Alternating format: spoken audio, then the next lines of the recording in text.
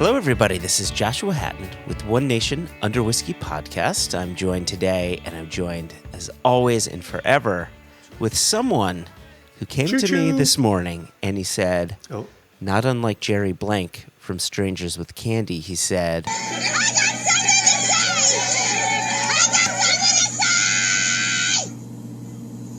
Now I don't want to ruin your all's fun, because I know morality isn't sexy. So, Jason, you said to me, I've got a whole lot of things to say in today's intro, so I'm going to just stop talking, and I'm going to hand the floor to you, because apparently you gotta lay it down. I do. There's a lot of business to be covering here. And so what day of the week are we here, Joshua? We are June 28?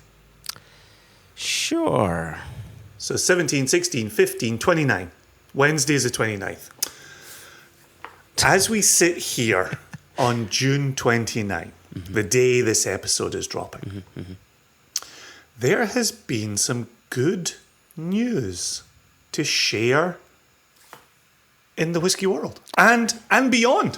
Yeah, and I'll get to the beyond a little bit later, but you realize this is a One Nation Under Whiskey episode, not extra. I know. Right? I know. And so these are more kind of personal notes from within the whiskey world. Okay.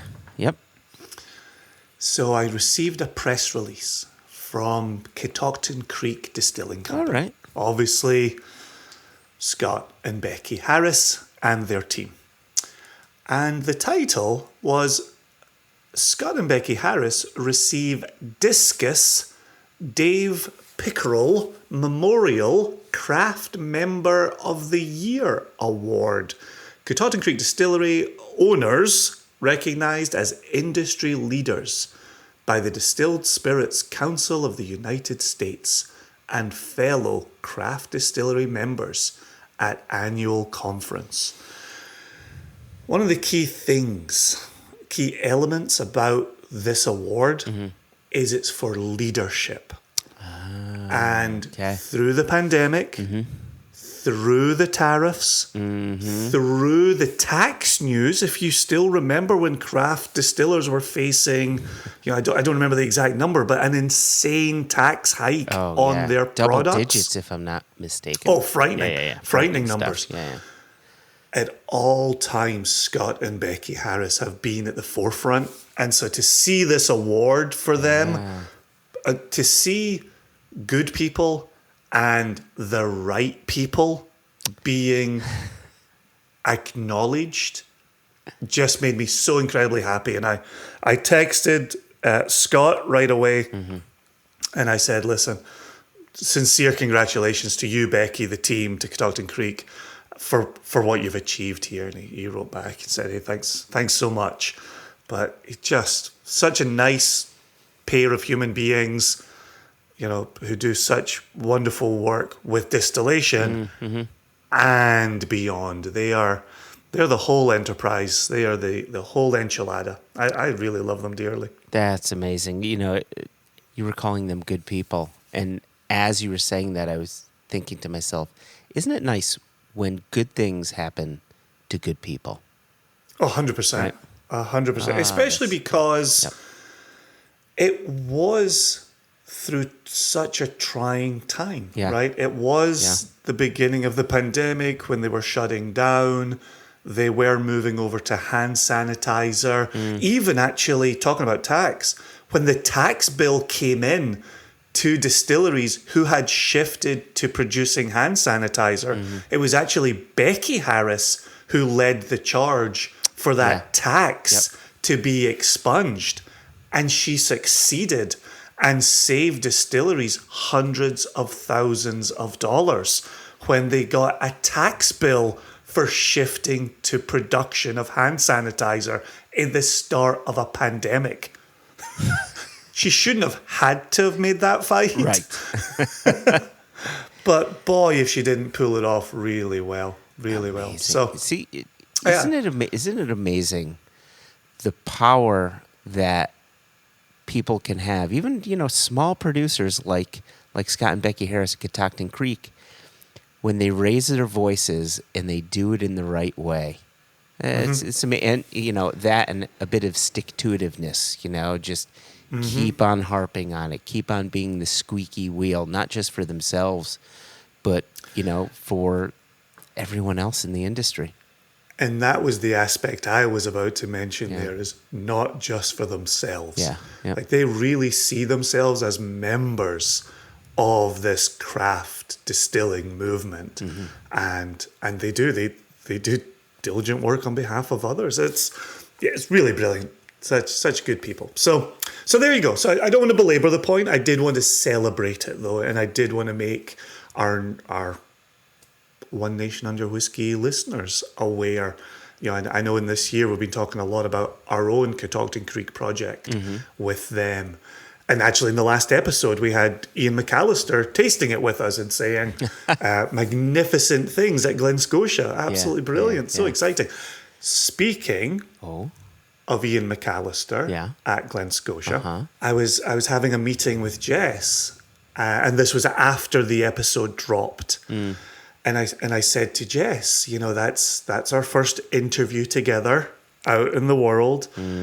I hope you felt like you had space to speak and space to ask questions, and I didn't just step over all of because you could take up a lot of space, spots. Jason.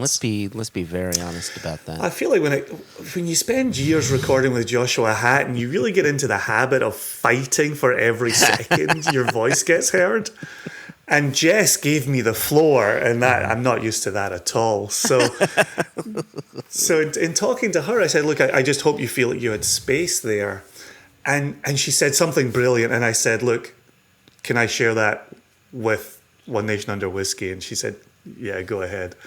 She said something brilliant. So you know how we're always talking about recording these interviews in such a way that our listeners feel like a fly on the wall, and they feel like they're just seeing a very real conversation happening. Jess's comment, from being such a wonderful supporter of the podcast and listening to every episode and every interview, she said, when I was sitting at that table with you and Ian, I felt like I was getting an up close and personal experience in an interview being recorded. Yeah. And I had to remind myself, I'm an active participant in this. They can hear me if I speak out loud. And I thought, oh my gosh, we've spent all this time making it a successful fly on the wall style of interviewing. Yeah. That when somebody gets brought in from that world, they go, no, just keep talking. I'm listening. I'm enjoying this. Yeah. Keep doing what you're doing. Isn't that brilliant? So I was this past Monday, I was at the New York Indie Spirits Expo, Dave Schmier's event, Dave Schmier from Proof and Wood. And it was a great show, busy show. And there were a few times where, I'm behind the table, I've got Kilhoman and Glen Alecky and, a few other bits and bobs on the table, are Namurkin. And there's these times when I'm talking about the whiskey and I see people listening to me speak, watching me speak with this odd smile on their face. And then when I'm done, and this happened a few times, they would say, it is so strange to be near you and hearing your voice and not driving down the road and hearing your voice or, in my office hearing your voice. This is strange. And I would say that happened maybe 4 or 5 times at least, some version of that conversation. So Jess was not alone, except she got to be part of an interview as well, which was great. And I thought, just listening back and having edited that conversation, of which there wasn't much to edit, but just listening back and hearing some of her insight and some of her questions, I thought that they were brilliant. And I am personally looking forward to her getting out on the road a bit more and doing some interviewing of her own. Yes. Because I think she's a natural. I think she's a natural. And that's crystal clear with Jess. You know, you spend time with her, and this is what we're saying about traveling around together. You know, as we're sitting there having various business meetings, she knows whiskey inside out and back to front. Yeah. And it's so cool listening to another perspective. You know, you and I have experienced one another's perspective for over a decade now. Mm-hmm. And I don't want to say it's getting old, but you know, I feel like you can fill in my gaps, I can fill in your gaps. It's always the gap with you, Joshua. I saw your eyes light up. I saw your eyes. Yeah. And so it's nice to not know what question Jess was about to ask. It was not, and I honestly, I'm not saying that in a mean-spirited way. I know you're kind of chuckling over. Well, I feel as if you're saying that a relationship has gotten a bit missionary over the years. Is that what you're trying to say? Not in the slightest. No, I know when you like to be slapped. I know when you like to be tickled. Like I'm not going to say it's missionary. I'm just saying, you know, I just know your moves at this point, and you know my moves. Yeah, that's fine, Joshua. Mm-hmm. Yeah. That's fine. You know, I think we're still very much in love. It's okay. It's okay. I'm not looking to find another partner. We're all good. Don't worry. So, wasn't that fun? Wasn't that a fun comment? So yeah, really like that. Okay, next point of business. Moving along here. We, sir, have concluded our woodcut series. So you really have a lot to say. I feel, so let me just say this really quickly. I feel as if you're hijacking my podcast. Oh, your podcast. Okay. By front-loading our news section. I'm not going to get into the Thrust Woodcut series in the news segment. I'm going to pop it right here and we're going to skip right past the news. So, I got other things to be doing in this episode, Joshua. I've got a full production sheet in front of me. I'll just say it here. I'll say it now. This doesn't feel as missionary as usual. So, well done, you.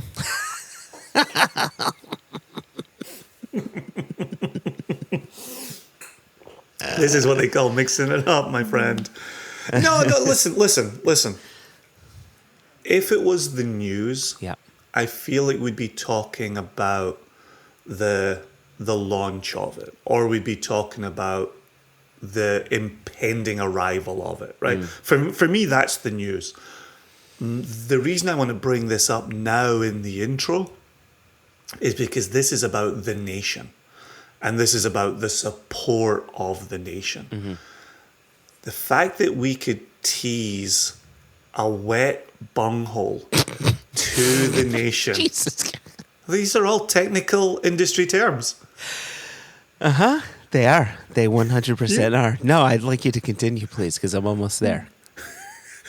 And the fact we've got a bung extractor positioned at just a slight angle to the wet bunghole. It's nearing the rim, really. It is. Yeah. You're exactly right. So you're exactly right. The fact that we had said, here comes the end of this series, started in 2019. The fact we could say, here comes our first cask from this distillery.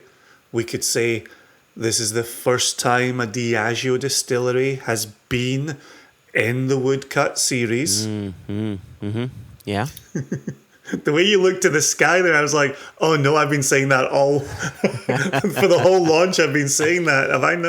Have I missed one? Was Imperial? But I did. I went through the three, right? I went through the three, like Bowmore. Okay, definitely not Diageo. Imperial. Yeah, no, that wasn't. Well, I was trying to even think, historically. Okay, was there a point in time when Diageo or previously United Distillers had owned Imperial, right? So, and then a South Shore unnamed Isla that you get a bit of mileage from Laughing Frog with. Nope, not Diageo. Spoiler alert, that was not a Lagavulin bottling that we did. It was not. And so yeah, just the fact that we could just tease out some of those details. There's no label photo. There's no photo of the liquid itself. We did post our tasting notes. We did do a tasting video. Yep. And so that's a bit of information. But the fact that the nation would trust us to the degree that they did for the release of a 26-year-old single cask of a Thrusk has meant the world to me. And I just wanted to give major kudos to the nation. And obviously this is a US release and we're talking about the US online nation here. But what a support. What a phenomenal support. And it just makes me incredibly happy. And I turned to my 15-year-old yesterday. We were driving on an errand and I said, I'm in an incredibly good mood today. And being 15, he looked at me and he said, are you being sarcastic? And I looked at him and I said, are you being sarcastic? Like, how dare you, you little shit? Like, I'm having a good day. So anyway. Yeah, it really is something, right? You've got this distillery that few people know, and if they know it, they likely can't pronounce it properly. I'm not even certain that we're pronouncing it properly. We're just going by what Michael Jackson, the beer writer, not the singer, once said it's a Thrusk. Okay. So you have this distillery that no one's heard of, and if they have, they can't pronounce it. There's no label. There's just that one picture, and people are trusting in us. It really is nice, and I feel honored, and what's the word I'm trying to think of? I'm going to try to use Nefarious? The right word this time. What's that?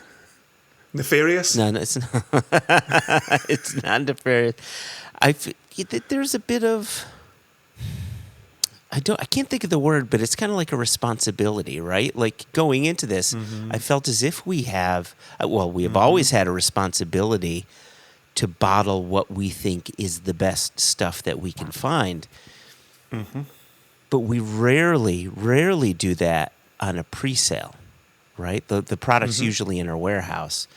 And the fact that people have followed us this long and trust our selections, right? It just shows how important that responsibility is to ensure we're bottling only the stuff we think is worthy of the Single Cask Nation label. Yeah, I agreed wholeheartedly. One of the aspects for me with the pre-sale, the pre-launch is I feel like those who have purchased this bottle, they're already in the nation and now they've entered into another little private club within the nation. Yeah. And we're doing videos just for them. And we're releasing photos just for them. Like, they will also be released later to everybody in the nation. We do respect the entire nation. But as we are going through the processes of putting this project together, we've got a little band coming with us, a little trusting band who we get to say, hey, you, when you trusted us in June, check this out. Have a look at this over here. Here's a little conversation to be had. I just think that's such a fun little wrinkle that, as you rightly say a moment ago, we don't always get to engage in, right? You know, the thing we talk about with Elijah and with Jess constantly is there's so much hurry up and wait in this industry. Yeah. And there's so much wait, hurry up in this industry as well. And so we don't always get to give every cask its due. We don't always get to celebrate it. And here we are closing out a woodcut series with a celebration. Will we at any point in time, to those that have bought into the pre-sale, issue more wet bunghole pictures? Or is it just going to be the one wet bunghole picture? I think it's the one. I think the follow-up will be a head. And then a follow-up will be, maybe some filled bottles. Oh, okay. Maybe we'll show them being filled. Oh, okay. Maybe we'll show them empty, and then we'll maybe a video of some bottles being filled. Yeah, nice. Yeah, it's gonna be fun. So I know I've commandeered our intro here, but as we're talking celebration here with the end of the woodcut, I'm going to bring up one more piece of good news, and this comes from today's subject. All right. So you and I subscribe to Gerry Duggan's Substack. Oh, 100%, yes. And of course, Gerry Duggan is our man of the day. And so Gerry Duggan, and again, in early June, sent out a Substack with the title, Some Good News. and then his subheading is, I'm not known for splashing sunshine around, so just take it. Which is, when our listeners, listen to today's interview, like, I think that tone will come screaming through the radio. 100%. Oh, he has such a way with words. Anyway, continue. So a bit like the press release that we covered from Catoctin Creek here, I'm just going to give you a few sentences here. And so Gerry writes, when I came to Los Angeles in 1998, one of my goals was to join the Writers Guild of America. Mm-hmm. He goes on later on, he writes this paragraph. Okay. I've made a good living providing writing services for almost a quarter century. And even though I was nominated for a WGA award and even wrote a few of their awards shows, mm-hmm. I did that as one of the WGA's Little Lebowski Jr. achievers. And proud we are of all of them. However, I was never a full permanent member until I received this email. Thank you for sending in the contract, Gerry. I am pleased to inform you that your writing services of a first draft screenplay appear to make you eligible for full current membership with the Writers Guild of America West. Congratulations. Whoa, that's awesome.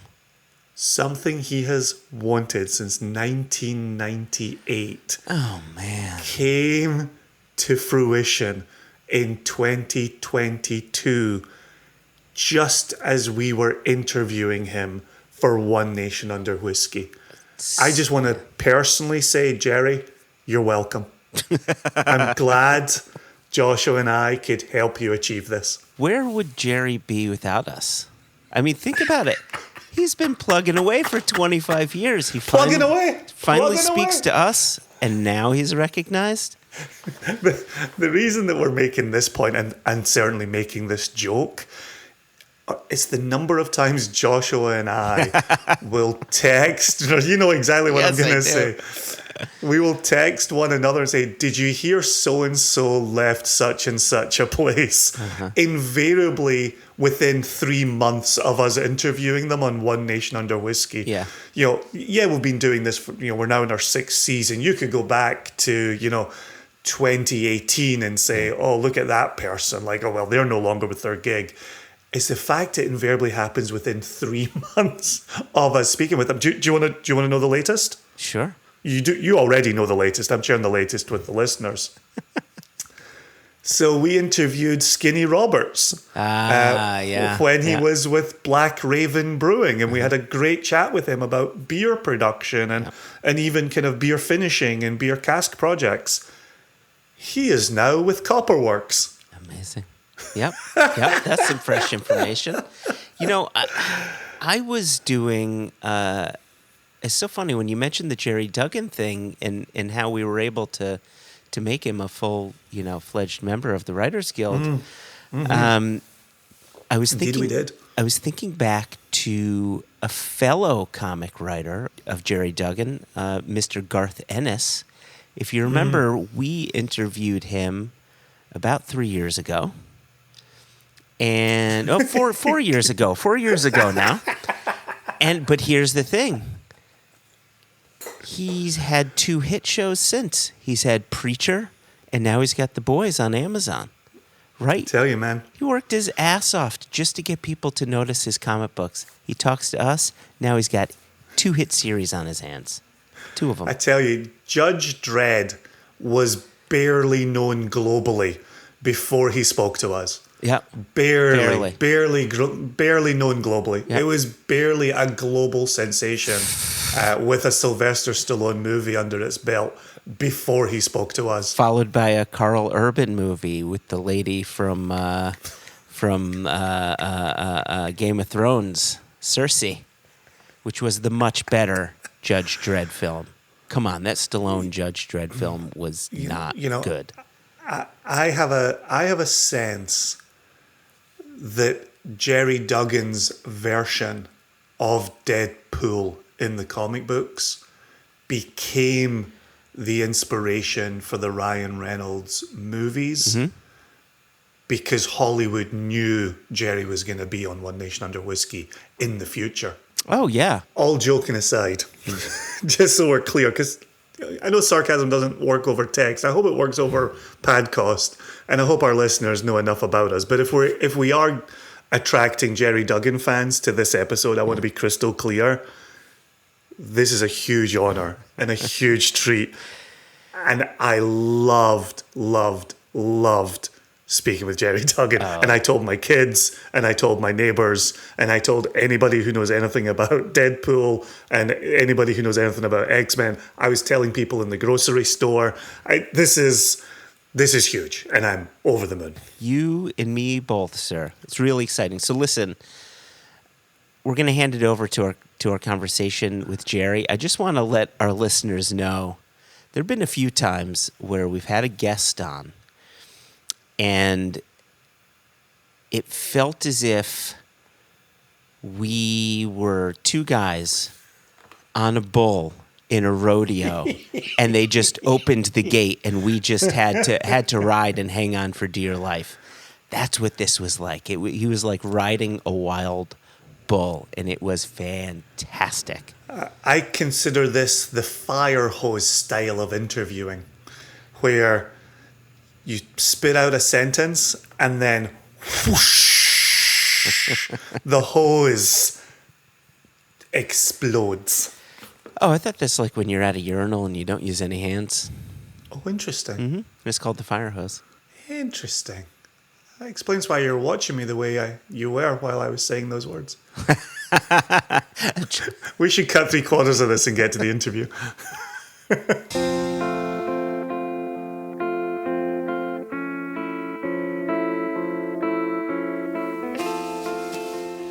Gerry Duggan, thank you so much for joining us. It was, I tell you, for our listeners' sake, Jason and I, we were in California, and we were meant to be getting together with a couple of people to have some drinks, and we had no idea who the people were. And we're sitting down, and there's this little sideboard there, and everybody's brought the bottles, and they put the bottles on the sideboard. And at that time, everybody who I thought was going to be there had shown up. And then from the bushes comes this bearded hello through the bushes, and it's you, it's Gerry Duggan. And I like to make an entrance. In LA, you can actually buy a bearded hello in the bushes. That's right. It's come out to the coast and have a few laughs. We were on our mutual friend Rob's patio. He's a really talented editor who actually edited that a film about Bruichladdich. So it's nice the whiskey worlds begin to overlap a little bit. I'm a fan of what you guys do, and what's funny is I traveled as a young kid to Scotland before I was even drinking whiskey, right out of college. And nice. I have not been back since. So I'll have a lot to look forward to someday when I do make my sojourn. Hopefully we didn't treat you too poorly when you were there that you had no reason to return. No. I'm excited. I've met so many interesting friends through my appreciation of whiskey. It's similar in comic books. Not everyone is a hardcore comic fan. Not everyone is a hardcore whiskey fan. But when you find your tribe, it's easy to make friends with everyone with similar interests. And it's really a global phenomenon now. So. Well, it's community, right? It's reason for community. It's a way to start a conversation, and then you see where that conversation takes you. Mm-hmm. I'm still curious about this trip to Scotland. You moved beyond it very quickly. I feel like you're hiding a body somewhere here. So we're going to get to the heart of this, Gerry. Did you explore any whiskey there? Was that the beginning of a love affair actually, for you with whiskey? Or I didn't. Had nothing to do with the trip? Yeah, you know what? I took a backpacking trip through Ireland, a little bit of Scotland and England, and then I got to the continent just to check out Amsterdam. It was done really on the cheap, but I was alone most of the time, but I had a crash pad in London. So I took a train and I made it all the way to Thurso, all the way up north. So wow. I went, well done. It was a perpetual sunset on the train. It was beautiful. But it's funny, all these distilleries out the window, and it was not at that time an interest of mine. I was, I'm also, in addition to writing, mostly comics, I also photograph. And so that was the start of me falling in love again with photography. Nice. Yeah, so that's nice. been fun. I wanted to draw as a young man who fell in love with comic books, and I just didn't have it. But the photography scratches that itch about wanting to create an image, and it doesn't always work out. It's sometimes better in my mind or in the viewfinder than it may turn out. But if you take enough of them, you'll eventually end up with a few that you do like, and that's sort of that's my secret, is I'm always shooting, and so I may have a terrible batting average, but that's been fun. So those are the things that I like to do, and I did even though I didn't get to visit any distilleries in Scotland, I did take a trip with our mutual friends. We went to Japan, and so we got to visit some of the distilleries over there, and that was a delight. And for me personally too, just for anyone out there that is has a comic book history. I grew up reading Frank Miller Daredevil in the 80s, and there was a lot of Japan that was woven in there. He was reading manga. He was reading Lone Wolf and Cub. And so it was in my mind always to try and go. And I had always found the excuse not to go. And so in late 2019, I was able to take a trip over finally. And I'm so glad I did, obviously, because the pandemic hit. I was able to sort of live in those pictures from Japan and sort of edit them and curate them for a long time. It did help to sort of get out of, how small our world became. It helped me make mine a little bit bigger. But I had already loved Japanese whiskey, and then going over there, holy smoke, and getting to visit those places was incredible. So we've got these 2 points on your whiskey line here. We've got Japan and distilleries in 2019. We've got a young Gerry in Scotland not imbibing. Where did whiskey enter into this for you? What did that look like? You know what? I got invited to a tasting, and it just started to click. It was actually on the same patio where we met in the San Fernando Valley. Going to a tasting, seeing that, it was really the single casks that began to sort of do it for me, where, I was also, I was born in New York, raised in Jersey, went to school in Boston.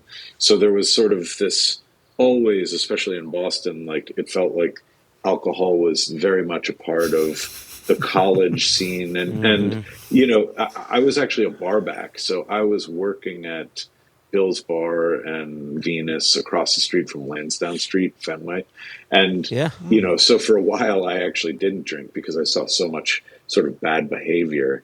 But then, obviously drinking responsibly and trying these whiskeys and seeing how each one was, could be very different, and how really there's like such art in the process, and that it's a collaboration between the liquid and the wood. And I'm collaborating all day long.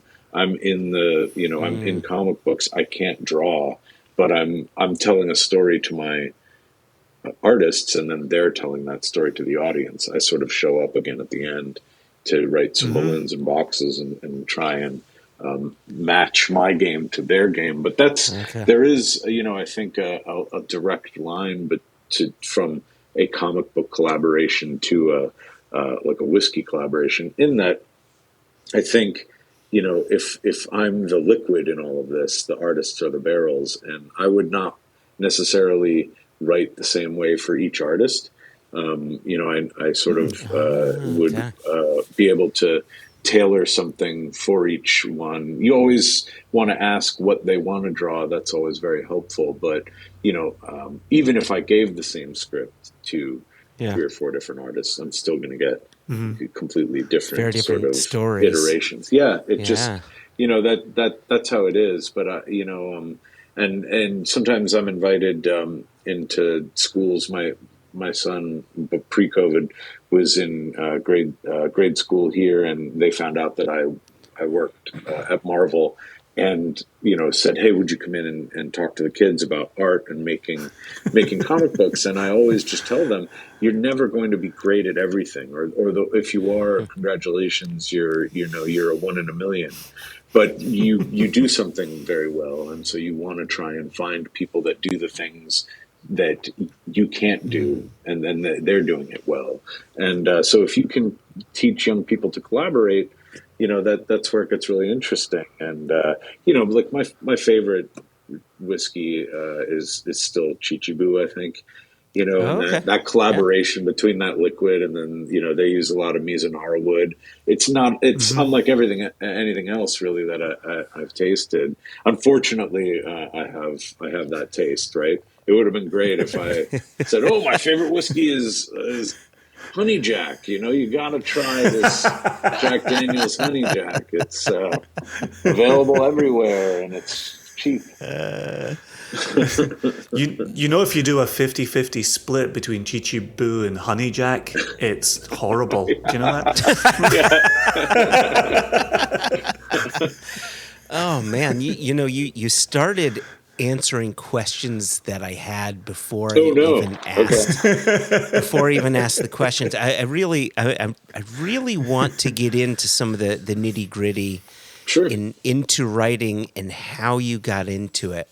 But I feel as if we'd be doing our listeners a bit of a disservice. So I don't think we got the answer of where your whiskey life actually came in, where that segue happened, or like what your whiskey spark. Oh wait, no, I take that back. It was the patio. Yeah, it was at the patio. Casks. Okay, yeah. It was at the patio, but I can tell you a little bit more. There's a thing that sort of happens. Like I read a few issues of Daredevil and fell in love with Daredevil, and then was going to read Daredevil. I get all the Daredevil. So that was sort of the way that my brain worked. But that we tried some whiskey from Glenallachie. And this was years ago now. You can't really run into this opportunity anymore. Our mutual friend Kelvin, there you go. I just started reading this one, the Guardian Devil one. Which that's a classic Daredevil story. Yeah, yep. Sorry, continue.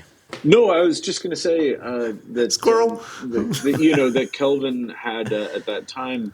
Was in touch with cask brokers and getting emails, and they would send out available casks and distilleries, and we found one that was in our price range. So 3 or 4 of us jumped in and mailed off checks, and we ended up splitting. We have a cask aging at the Glenallachie. We bought it at 3 years. It's in a sherry butt. And we tried it recently, and it's getting close. It's still a little hot for our taste. It's about the mid 60s. But that was the other thing that I find very attractive about that is that, like, it'll yield, whatever it will yield for us. But then I get to collaborate with my friends on how long do we age it? What is, do we ever possibly take it out of that? We'd never remove it from a sherry butt into anything else. We're just going to let it mellow in there. But maybe I'll take one of my photographs and print that as the label, and then have that as gifts to give her. I'm sure one will make its way over to you guys when we pull the trigger on it. Cheers. So it's neat. I find that to be a fascinating process. I like process, and so I. And by the way, I'm really jumping all over the place, but we in my day job right now, I'm privileged to write the X-Men for Marvel. They have their own nation state now. We added a distillery to Krakoa, where they live, and not just because it was an interest of mine, but really because doesn't that say to the world, this is a civilization with its own arts and own crafts and own culture? And there you go. I'm proud of you.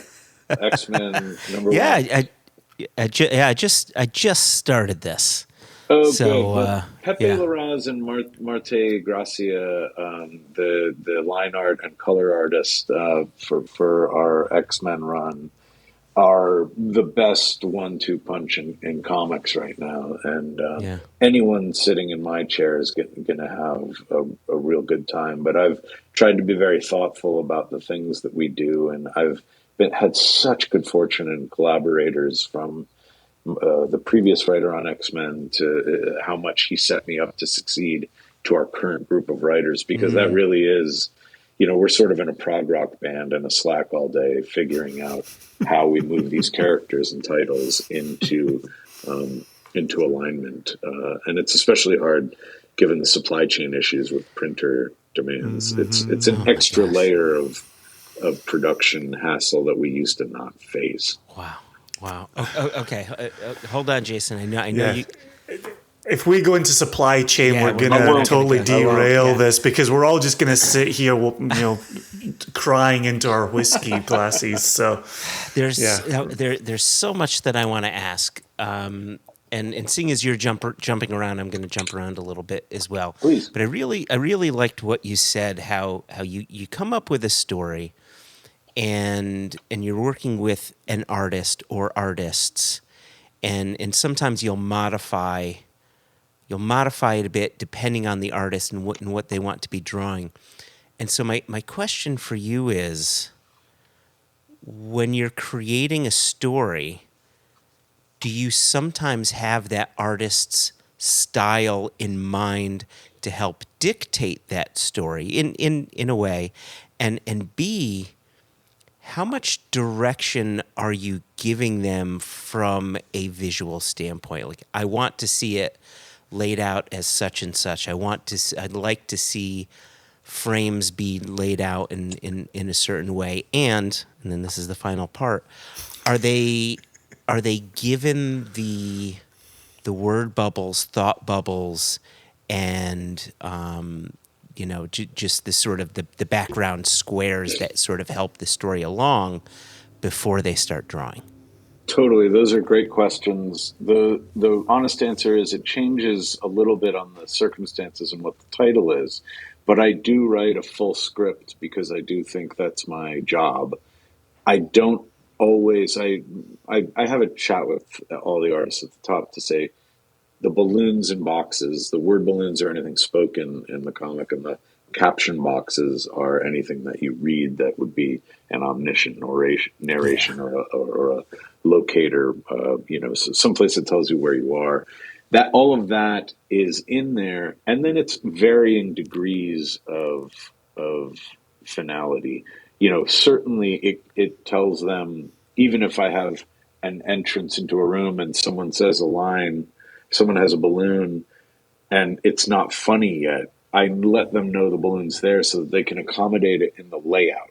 So the first thing that happens is the artist will take, and often they'll print out the script, and then on the page, just do boxes of what the page then looks like. Jack Kirby did a lot, with four panel boxes. Alan Moore became very famous for using 9-panel grids. I like to sort of, for instance, Phil Noto is very painterly, and I try to give him or a Pepe Larraz a lot of room to breathe, because they will just knock your socks off. My friend Scott, who I do a lot of comedy work with, if I put 11 panels on the page, he might add 2 more to get to 13 or something insane, but that's, that again, that's just that comes with the familiarity of working with someone for a long time. So we do, there's never any one comic book script. There's the one I do for the editors once for Marvel, if it's a Marvel comic, they approve it. It goes off to the artist. We might make some changes. I'll certainly make some changes for the letterer once the art comes back. I'm trying to both punch it up in the comedy writing sense, beat the joke if it's a joke, do more with less. If I have a scene and it's the ice storm and there's they have to have a back and forth. What am I doing to condense things? Because you want to read less. I look a bit more clever when there's fewer words on the page. As best I can, I try to try to do that. And if it's of interest to you, I can share with you a couple of pages. Chris Samney allowed me to share his process of a Guardians of the Galaxy issue that we did about Star-Lord. You don't quite know why he's venturing into deep space until he's tuning in to broadcasts from Earth, trying to find a specific year to get a specific song because his tape broke. So he's trying to re-record it off of those waves. And it's just a one and done sci-fi story that he and Matt Wilson just killed. But what's really fun is, and what's the most illustrative about that process is the comic book, what we call the thumbnails are rough. It's very quick. It's if, I'm looking at you in a Zoom, if this is a 3-panel page, it's just a circle with the tail going into the mouth. And, that way you can discuss, oh, hey, I might need a little bit more space here, or, hey, you can push in, to get a better reaction. It's a really, really fun thing that I blundered into. My process was I thought I was going to write late night TV and talk shows. And I did write a lot of that when I got to California, but I was also working at Golden Apple Comics on Melrose during the time that Iron Man detonated, like a bomb. Oh, wow. Yeah. Robert Downey Jr. as Stark Iron Man, that was as important, I think, as anything that Lee or Kirby or Ditko ever did. It was a transformative experience for moviegoers. And look at the culture now. It feels like nerds are spiking the football that they don't know how to throw. 100%. And God love them, we earned it. We earned it. But I was in the right place at the right time.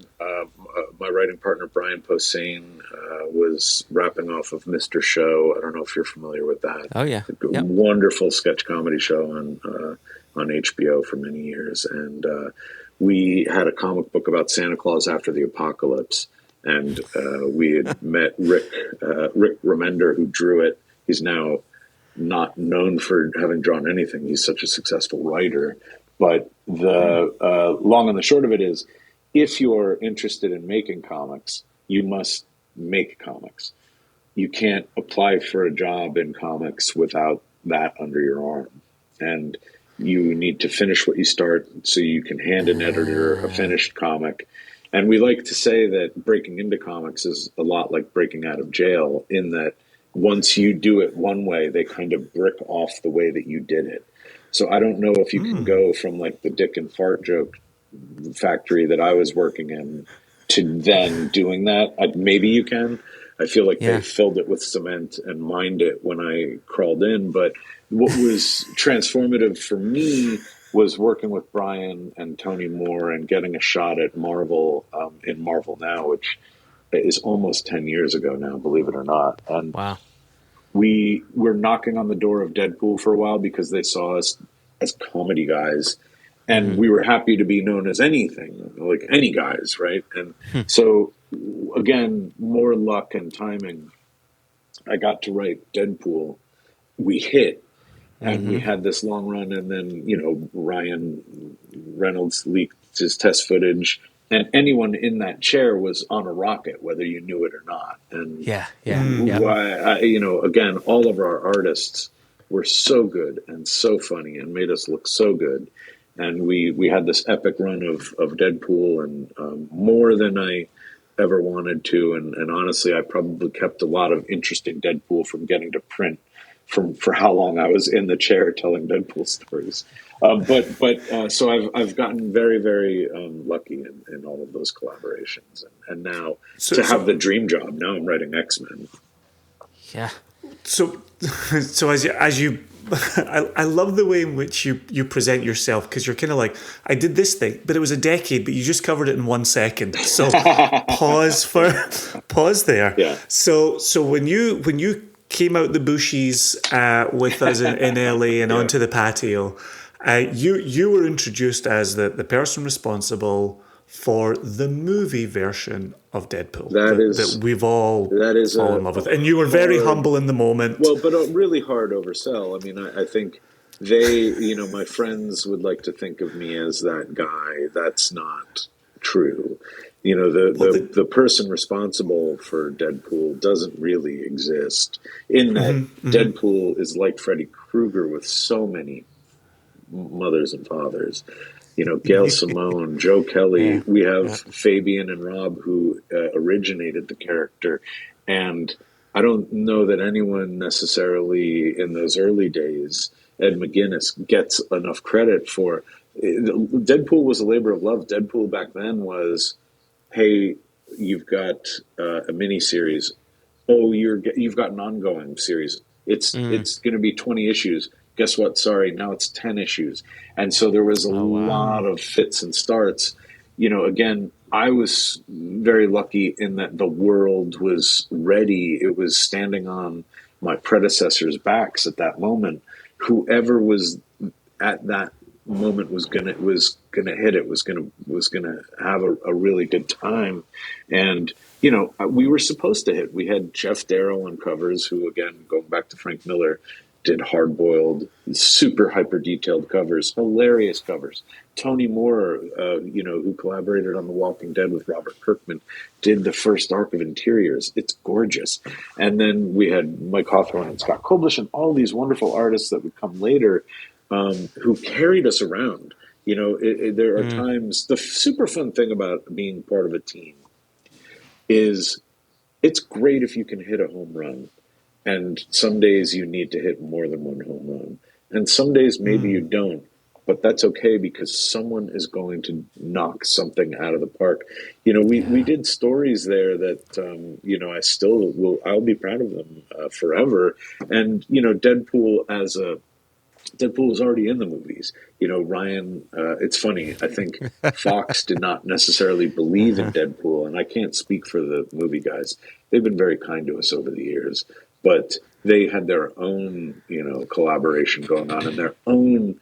I think or if they didn't feel like this, I would understand if they did, carrying around Deadpool like a wounded war buddy, going, I believe in this. I know this can be a super hard R fun experience that'll blow the doors off. And of course, until you do something, then you look like geniuses. And they were pulling money out of that budget. They were giving up big fight scenes, going in and So my hat's off to them. I do think the definitive Deadpool is probably, the one that Ryan and his collaborators cooked up for the features. That's what everyone knows, and I'm thrilled for them. Well, actually, what I was going to ask you was, do you think Deadpool as a comic lends itself to the big screen, to the movies, in a way that perhaps some other comic books don't or haven't? Is there that kind of humorous sensibility works as a movie? Like, it doesn't take itself so seriously. Yeah. And sometimes if you run into a Superman or a Captain America or a Thor, like it feels much more serious and much more into itself, where Deadpool is so self-referential and deferential. It's a great question. I mean, the way that I approached Deadpool was that I approached him like tofu, in that he would accommodate really whatever you were putting into the sauce. And so they obviously had a tremendous sense of humor, and they took the piss out of a lot of the superhero stuff. Ryan riffed that line, when he went to the door in Deadpool 1, where about Fox not being able to afford more X-Men.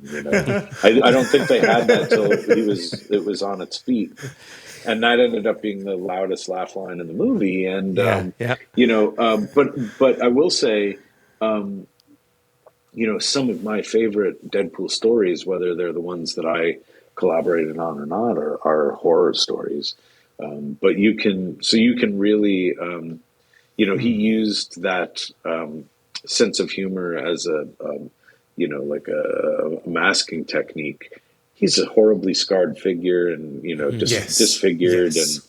And we made his, if he were a D&D character, a super low charisma, and not just because he looked fantastic. Like, that you pushed him out of a car.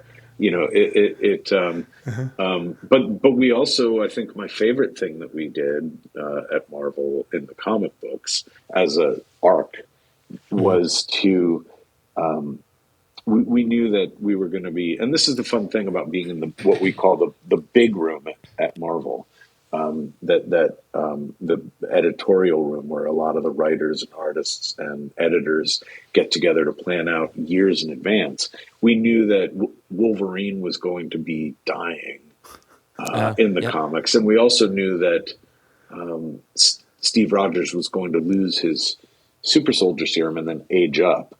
And what we were just nudging Deadpool into Cap's orbit, because that's a really fun, you're always looking for characters to bounce off each other in fun ways. And it shouldn't have worked, but that's why it worked.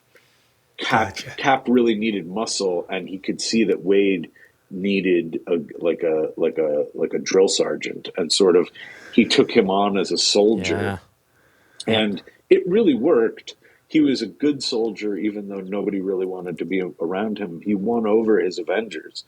And then, unfortunately for Wade, he did not know when Steve Rogers was restored that he was restored and tainted with evil. So he was Hydra. So he was following Steve Rogers' orders before he ever heard Cap say the words, "Hail Hydra." Hail Hydra. And when he did, Wade was like, sorry, come again? What now? We did what? And so it was great. The only guy that ever bet and lost on Steve Rogers was Wade Wilson. So that was the real gift of what was a big event at Marvel, very controversial at the time, called Secret Empire, that Nick Spencer was writing. And we always tried to find, because we had traction. We were a buck cheaper than most comics, and I don't know if that had anything to do with it. And at the time, it felt like an easy impulse buy. But the other thing we tried to do was, once you're a hit, Deadpool, not that he was used like Spider-Man, where he would swing into other books, but they were always looking for, hey, is there a way that Deadpool could reflect this other story that we were doing? And we were always happy to do it because we found reasons to hurt Wade. We couldn't kill him. We didn't want to kill him, but we could always hurt him in different ways. And so that was the job. People always ask me, they get sad or they get angry, why are you doing this to Deadpool? And the answer always is, it's not my job to make him happy, right? Like, it's my job to put him through hell. And in that way, we're his own worst enemy, or we're his worst enemies. But we actually, because it was Deadpool, we could have him acknowledge that. I thought I had this great idea to end my Deadpool story, where I was like, I'm going to show up in this comic very, right, like very egotistical. But I said, well, Wade will get so angry. And then I go, oh, my God, I can't do that. Grant Morrison did that in Animal Man. I'm just ripping Grant Morrison, another Scotsman. And then I said, oh, my God, no, of course I have to show up in Deadpool, because Deadpool will go, very clever, Gerry, you're doing Grant's bit. And then I can be horrified in the comic. And then he goes, thanks for nothing. These years have been shit. And he shoots me. And, again, it felt too much, but I couldn't talk myself out of it, because I didn't get a chance to ever thank everyone that really, I write a script. It takes about a week. it takes about 2 months sometimes, 6 weeks, 2 months for an artist to draw a script. So it's it's tough. Huh. I'm quickly hitting the pause button on you again here because I've got a follow up, and then I know Joshua's got Sure. many more questions as well. I hear so many writers say how much they love their characters. And when we were drinking together on the patio after you emerged from the bushes, you had said while we're sitting there chatting, I'm not here to make life good for my subjects. Yeah. And I've carried that with me since you said it on the patio. And I love that you bring it up today, because how do you then feel when you hear other writers say, I love my characters, they're so precious to me, and I'm often trying to help them out of scrapes rather than put them in them? Well, it's a great question. Now after years of doing this, what I really tried to do is be the Lorax that speaks for the evil. In a story, you have to be generous to your villains. You have to write your villains. And if you write your villains, I say this, and I know this sounds a bit psychotic, I never really felt like I was writing the heroes as much as listening to them. I felt always like I was writing the villains.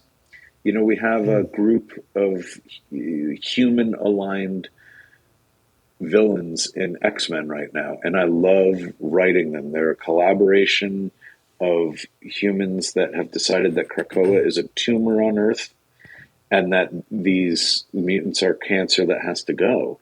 And if you can spend some time and some page count, right? It's pages you may not always be seeing the fighting and the heroes.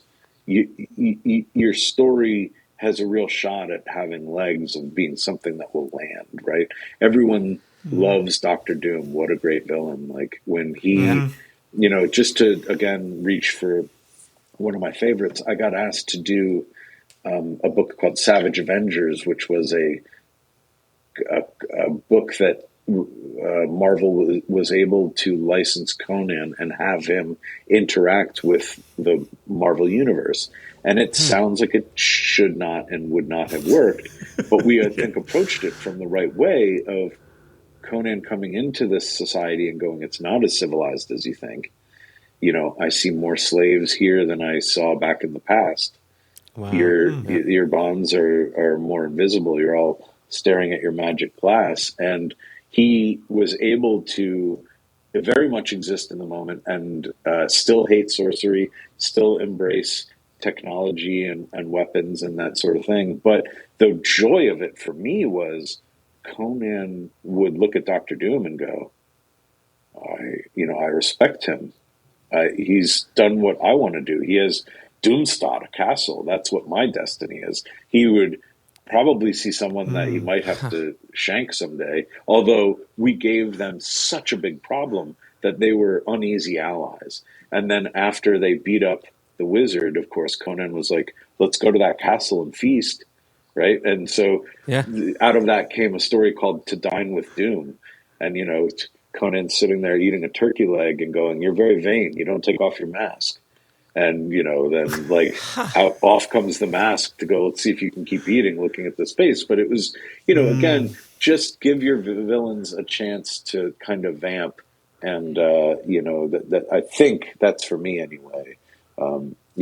As much as it would be important to write a great Spider-Man story, unless Peter Parker Spider-Man is doing something, like pushing against something, you're probably just going to kind of be spinning your wheels a little bit. So be good to your villains and, enjoy having a black heart in your chest. That's we'll all live forever, embrace the evil. I'm here to promote being a Sith Lord. Things I didn't expect to hear in today's interview. That's what the whiskey is for. Today. The whiskey is for when you're feeling bad after a day's work of lopping off heads or killing Aunt May or whatever horrible thing we've done. It's time to just unwind with a nice dram. So earlier on, you talked about getting into writing comics. And if you wanted to get into writing comics, well, you had to do the whole thing. And then I think even further back to when we were emailing about, trying to set up a date to record, and you had touched on this idea that we probably have a lot in common between the comic book world and the whiskey world. And so, again, thinking now even further back to when Jason and I first got started, we were whiskey bloggers that then got contacts within the whiskey industry, and they helped us to navigate the system of working with brokers, figuring out the U.S. legal 3-tiered system and all that. And so, we very much got into and started a whiskey business from a place of nothingness. Yeah. And so I'm wondering what your adventure looked like getting into comic books and what sort of help you had along the way to get where you are to now. Well, it's a great question. Making an independent comic book, what we call creator-owned, where the writer has equity, the artist has equity, maybe some of the publisher has some equity, is very difficult. We like to think that we're aggressively progressive in our stories, and that is true. We also have a very 20th century business model, what we call the direct market, where comics are not sold on newsstands anymore because they're not returnable. So the glory days of sort of buying your son or daughter a Hulk or Batman or Wonder Woman at the checkout lane is gone. So what comic fans need to understand, or what comic readers and especially retailers and creators need to understand, is the primary market for comic books is the comic book retailer. They're ordering everything and they're paying for it, whether it sells or not. And I assume that's true in your business, where you're selling direct to consumer, right? You have a mail order business, but you also partner with retailers. Well, yeah. I mean, legally, we have to do import and distribution and retailer. So behind the scenes, it's all following the rules. On the surface of it, it looks as if people are buying directly from us. Meanwhile, we have a legal system that we are following. Of course. Right. All makes perfect sense. There is a lot of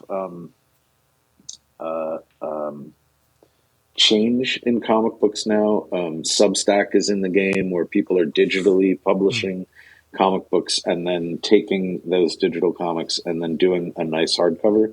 Nobody wants single issue comics to disappear, but as inflation goes up and printers either shutter or have labor issues or paper shortages or whatever, eventually that's probably going to be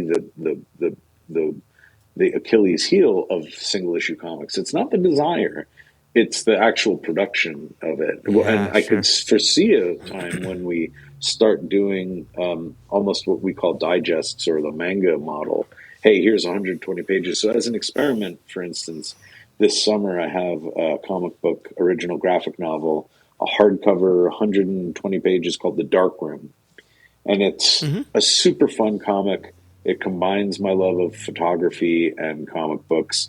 Wonderful artist, Scott One Cristiano, who a friend introduced me to. And as an experiment, we just went to the book model. We probably would have made more money going, hey, here are the single issues, and then here's the collection, and then here's the hardcover. But we just, to try something different, we wanted to try and shake things up. Image Comics for me has been my home for creator-owned comics, and they're wonderful. They're an umbrella, so they don't own anything. What Image is this umbrella that a lot of different creators can gather under, go to the printer together, get a good price on paper, get a good price on shipping, and best of all, own our own material. So it's like a co-op almost. Yes, like a co-op. It's it was started by creators. It's so that it was, and obviously we they make money. They're vested in the publishing, but in terms of the IP, if a studio wants to come calling for the Dark Room, I would say, thank you very much. Let me introduce you to my reps. It's not something that is controlled by Image or any other entity, and it's something that we can exploit in our own any way that we choose. If it's time to make T-shirts, we can make T-shirts. If we want to do toys, we can do that.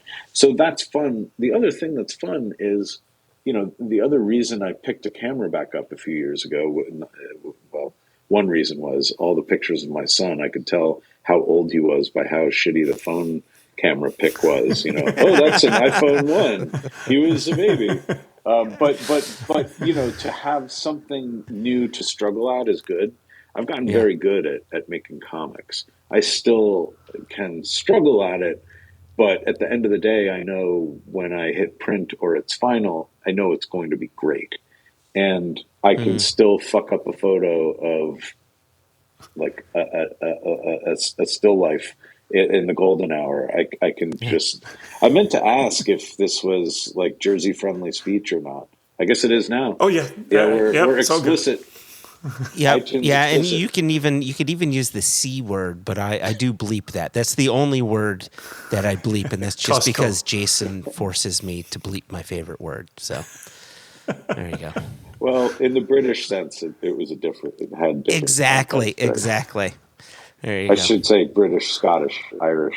Yeah, I'm not sure how much the English use it, to be honest. Maybe in Liverpool or Manchester. Yeah. The towns with Irish connections. Yeah. Do you want to talk a little bit about the book that, I don't know if it's come out just yet, but kind of, I don't want to call it old Hollywood, but it's of certain folk in the Hollywood sphere that you've just snapped photos of over a series of years. Yeah, it's funny. It's I am working on a photo book. It's largely pictures. Most of them are from 2010 onward, but really there are some that go back to the early 2000s. Some of them, those pictures were like sometimes on like disposable camera. There's a few on early gen mobile phones that I think are interesting despite their lack of technical shine. But I did, one of my comic books was imagining what happens to secrets after the internet hemorrhages all of our secrets, everything that gets doxxed, and how do you move secrets? And it was just a good excuse to do a neo-noir set in the future that was about secrets moving back on paper in briefcases carried by men and women with guns called Ledger Men. And we optioned that to Lionsgate for Chad Stahelski to hopefully direct. And when that happened, I tried to honor the occasion by going, what nice thing can I do for myself that might yield more fun or more opportunities or the struggle. And so I bought a Leica camera. And so that's really when things took off. I sort of reinvested in the photography side of my brain. And I'm super glad I did, because obviously the world's changed. But pre-COVID, I was lucky enough to be asked to go to a lot of Comic-Cons. It's a lot of hotel, a lot of travel. You're already sort of like getting the travel photography part of it free. Anytime you can travel on someone else's dime, go for it. Yeah. So having that and going around the world and shooting a lot of behind the scenes of comic book creation. I might not be your favorite comic creator.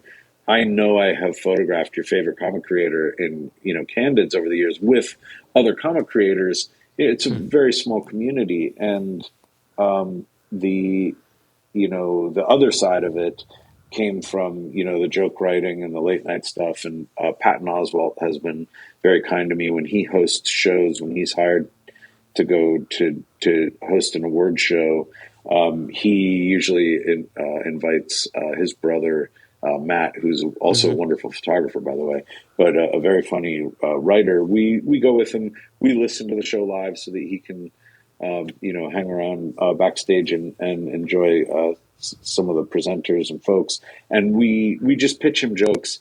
The easiest job in the world is pitching material to Patton. You can pitch him something flat that he can bang into shape and walk out on stage and riff as the funniest joke. Yeah. So I never feel like we're anything other than like displaying some ammunition that he turns into howitzer, cannon shots. And so that's been fun. So hanging out backstage and laughing with those guys has been fun. Like, I have some really interesting pictures of like Mark Hamill and, talking to like Kevin Feige, and I think Kevin's a big Star Wars fan. And so like, there's things that's interesting. There's also just anytime you're in Patton's orbit, you're laughing. So just really interesting pictures of like Patton, like making J.J. Abrams bust a gut. And I don't even know what he was saying, Actually, I have a whiskey and a celebrity story that is almost embarrassing.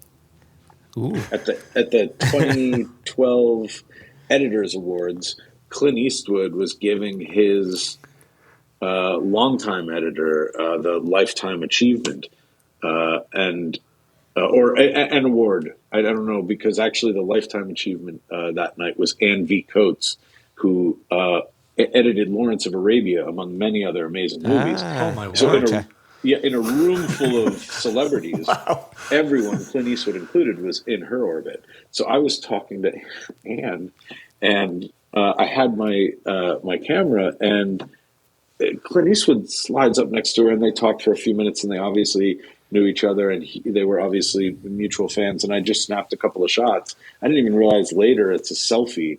But later that night, I offered Clint at the moment, because I think we had a Lafroig. I think Patton requested a Lafroig be there, and just as something to share around with everyone. And I asked famous sober gentleman Clint Eastwood if he would enjoy a Lafroig, and he looked at me, and this will be the worst Clint Eastwood impression you'll ever hear, but he said, "Thank you, young man. I don't imbibe anymore," and I was like, "Oh yeah, it's only been almost my entire existence. My bad." So that was the exact photo I was going to ask you about. Oh, that's funny. Because I must have seen ahead of you at all times. Yeah, every time through the whole interview. Because I think I saw that on your Substack when you were talking about this upcoming book. And what I loved about it, there's two parts to this, where number one, for us with whiskey, there's so many stories told about being in warehouses and crawling over casks and finding forgotten casks in distant corners. And it's not true. Being in a warehouse is much more like standing there, your feet are freezing, the warehouse is so cold, you can't really taste what's in your glass, but you're chatting to the people around you and you're having that good time. Yeah. And it struck me, and some of the photos that I saw from you that were backstage, when you're out in the theatre and you're on stage and it's glamour and it's glitz, here you are snapping these photos backstage or in the green room when folk are just chilling. They're just chatting. They're not on. Yeah. They're just with one another. And that was so striking to me as a potential parallel. And then my second point was the way you did capture yourself in the reflection. And I thought, that's so fucking smart and so well done. Again, I love hearing you now say. Yeah. Literally, because if you'll notice in the picture too, I'm just shooting blind, which also I still do a lot with with any camera. I could be looking this way and shooting this way, and it's especially good, for street shots. Obviously the better alternative is to be thoughtful and be looking through the viewfinder and shoot a shot. But at certain points in time, especially when there are people that are self-conscious or really aware, there's hyper-aware people. My friend Chip Zdarsky, I have never taken a truly candid shot of him in years of going to these Marvel retreats, because as soon as I'm holding the camera, he becomes aware of it. And I'm not trying to steal anyone's soul, it's not like a soul trap, but I have gotten very good at subways. The other fun thing is reflections, shooting into reflections. That obviously was an accidental one. I really didn't know I was between these two Oscar winners, just trying to, but you also there's that line of, can you do it and can you not be obnoxious? And I hope I am that. I certainly, I guess there's stuff I've shot over the years where I felt like it's like family stuff that I wouldn't share yet, or our friends or our friends of friends and family, and a lot of that stuff. Like I haven't shared any of like Pat and our kids, or Brian and our kids. We're trying to give them, but it is, it's funny it sounds like a bit, but Hollywood is just a small town in Los Angeles. It's and it's LA's if you haven't been here, it's like you took the biggest city in the world and you just dropped it from orbit and it just splattered, where there's more people here than in several states. And so, we have our fun, and, award shows were always a fun time to get dressed up and see friends you don't get to see in a while. We used to see Bob Odenkirk all the time. When we were when Brian was at Mr. Show, and then it became I only got to see Bob when he was like presenting at one of these award shows. It's silly good fun, and I miss it. I never thought I'd say I'd miss award shows for having written so many weird ones. My first award show was VH1's Big in '03. It was a made-up award show with made-up awards. Even more made-up than most other awards, but Outcast. I was going to say, there you go. The other ones that come from nature. Yeah, I didn't have my camera that night. I would have loved to have. But I saw Outcast play. There is a weird award show season that is sort of a cottage industry. Like I always see the same teleprompter operators. And it's just, it was funny. Yeah. That's really funny.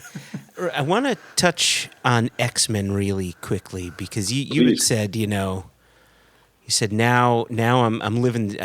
I may be putting words in your mouth, but I think you said now I'm living the dream. I'm writing X-Men, and I think again back to me and Jason as independent bottlers, and we think about the various distilleries that we want to bottle from, and I wonder if you think of characters or teams as different distilleries, like, I finally got to write for this, or I finally got to tell this story through these characters. Yeah, that's interesting. I mean, I guess Wolverine would be a heavily peated. He'd be some sort of single cask bag with a high ABV. But yes, the real answer is, for me, the X-Men was always the dream job, and I thought I was thrilled when Jonathan Hickman got to tell this great X-Men story of his, and I was happy to set aside any sort of ambition I had of ever doing it, and I certainly didn't ever want to follow him. Yeah. But he was such a good collaborator and set me up so well, and as a kid, going to the spinner rack in a Five and Dime or the grocery store. I went to Steve's Sweet Shop in Hohokus, New Jersey, long gone. But on those days, I think New Comic Day was Tuesday. That was when the new periodicals cycled in. And I basically knew which day of the month was a Spider-Man week, which day was going to be an X-Men week, and which day like a G.I. Joe was going to come out or something like that. Yeah. And I would go every week. And we had no idea what was going to be in that comic at that time. Maybe we knew what the cover that we were looking for, and that's it. And that was something that we're really trying to bring back, that sense, because the way that we solicit things, like whiskey, like, hey, here's the ABV, here's the cask, here's the whatever, here are the tasting notes. It's, it's so subjective, but we do that in comics too, where we say, here's who's in it, here's what we're doing. Oh, and don't forget, like Spider-Man fans, check it out. So you blow then the cameo, right? Yeah. We try to, and what I think Jonathan was very good at, was if we are asking you to pay for it, we are trying to keep it a deadly secret. There are multiple big, huge secrets about to drop in the X-Men universe of things that I think are really going to catch people by surprise. And we have jealously guarded them and asked our artists not to do any works in progress. Sometimes, and they're all great. Like when an artist is drawing, sometimes they'll post, here's the thing that I'm working on. And, when they're working digitally too, it's almost like a movie, a little animated movie. You can see how, or it's all fascinating. We also just know our great advantage is we are telling hyper-violent soap operas with the best characters in the Marvel Universe. And we're excited about it, and our fans are excited about it, and we want people to be able to enjoy it. Again, we are the research and development now of the superhero culture, and we take the responsibility very seriously about trying to preserve story, because otherwise we don't understand why you would pay any hard-earned money to be entertained. We are entertainers, and we have to entertain, and we have to crush it every time. So there's that pressure. The fun thing, where whiskey and comics are very different, we tell a story and it's forever. If we hit it, it's forever. If we crush it, it's forever. It will be talked about. That was the fun thing working in a comic shop on Wednesdays. When people would come in, they would read their comics or buy their comics and then stick around and argue about stuff. Oh, well, I won't talk about it yet because you haven't heard this. But, with whiskey, especially single cask whiskey, right? Like every time you enjoy a little bit of it, there's a little bit less of it in the world. I have, years ago, I bought, for my 50th, which I haven't hit yet, I bought an independent bottling of Glenfarclas. The old particular 50. So I have that to look forward to, and I'm glad I did it then, because I'm not 100% sure that I could pull the trigger on it right now or not get yelled at. So I was very forward thinking at the time. But it's a single cask. It's in a sherry hogshead. It's like 58 or something like that. I think 58%, somewhere in there. Really nice. And when we crack it, there will be that much less of that cask in the world. And obviously silent distilleries, right, are sort of the most, when I took that Japan trip, we found really interesting places off the beaten path that were serving like Hanyu, so they had still single cask Hanyu, which was obviously Ichiro's grandfather's distillery. And, it felt like guilty. Like I felt like I was like, I should atone for this, but it was incredible. A good Catholic lad atoning over there. I see you, Gerry. I see you. But this is so interesting what you said a second ago, because obviously for us with releases over the years, and people say, "Oh, do you remember that Amrut?"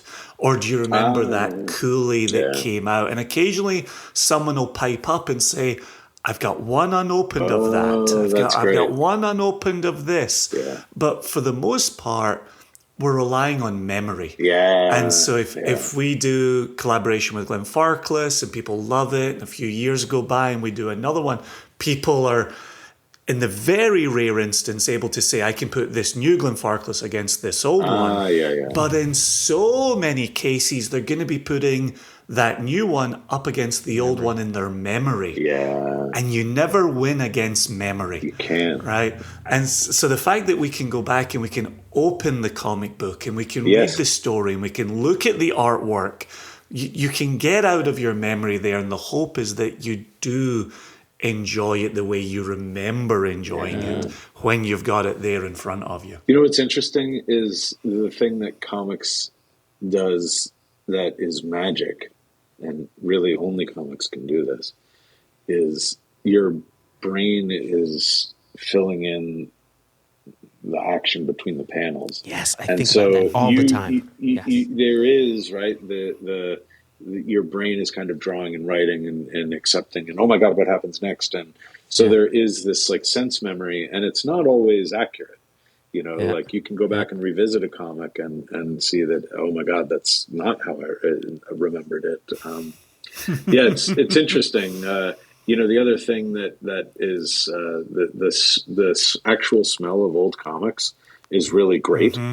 And the funny thing about, like, someone brought recently to the patio, the legendary patio, which I like that you described me like I entered in like Field of Dreams, where I was like, I gotta go to the patio. Like, if they build it, he will come. Yes. If you crack it, I will come, and out I come, never to return to the old world. No, but the funny thing is, somebody brought recently a art bag from the society.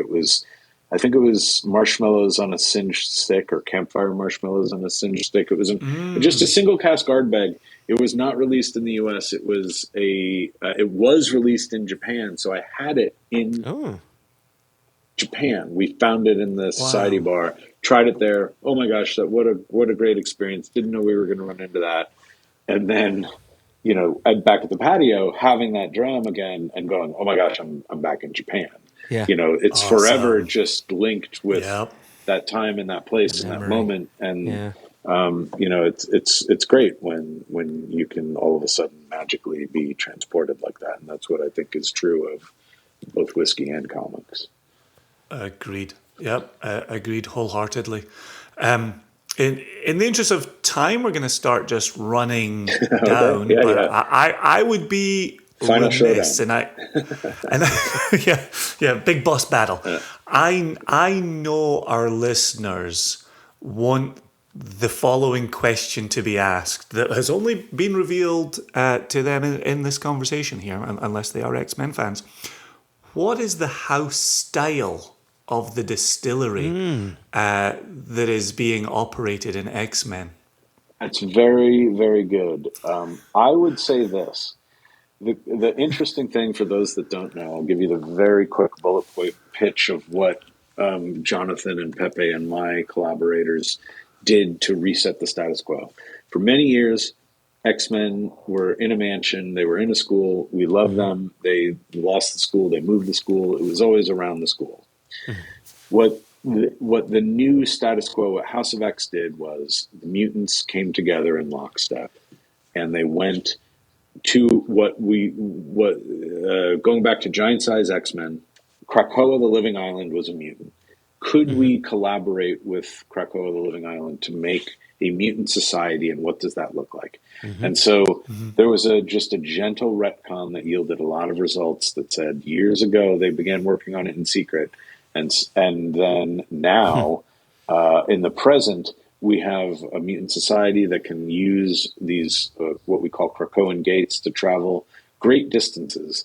And when Jonathan was preparing to do the map for the end of that series, he said, what's there? And I knew that Marauders was coming. I had pitched a book that was sort of a pirate ship about going out and trying to have the mutants go collect mutants, like a mutant underground railroad that was also moving mutant medicines. Krakoa can grow flowers that become medicines for humans. So it's this complicated, sort of fun, I hope fun, thing that we're doing. And we said, well, I got to have Hellfire Bay. We're moving the Hellfire Club to an island in the Pacific. It should look like it's a trident. And the other thing that I'm going to do is I'm going to put a distillery that will be named for a lost mutant island called Genosha. So Port Genosha is going to go there. And then I thought, well, how am I going to, what does this actually practically look like? And what they did was they used this as soft power, right? The medicines, they just want recognition. They're not charging an arm and leg. The whiskey is also soft power. They sent it to Madripoor to their friends to sell. Now they have mutant trade, right? So I think the house style is interesting because I think it's not peated unless it's specifically like a bespoke distillation that is going to be aged. But the fun thing that we sorted about it was we have some characters that can use their mutant gifts. We think about mutant powers now in circuits. The fastball special, when Colossus picked up Wolverine and threw him to stab a guy or an airplane or whatever needed stabbing. That was the initial mutant technology, but that was like the Stanley Kubrick, the ape with the bone in 2001, figuring out mutant technology. Yeah. Now we can have, we told a big story called Planet Size X-Men, where the Omega mutants terraformed Mars. Magneto rode a meteor or an iron asteroid into Mars to give it a denser core, and they all set about doing that. What the whiskey is, so they distill it. I'm very proud of this. There's the casks, and then a mutant named Tempo, who has the ability to temporally shift things. So she can age things up, and so she ages the mutant whiskey to any age. We said that I'm always trying moonshots. We said the standard age release of the mutant whiskey is 50 years old. So amazing! Oh my gosh! Which you would want for like a Krakoan.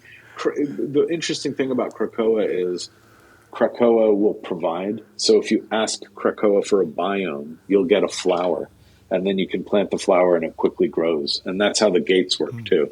So the mutant whiskey, I think, is very sort of floral with a lot of tropical fruits, probably. I think it's in the Hanyu and Chichibu strike zone.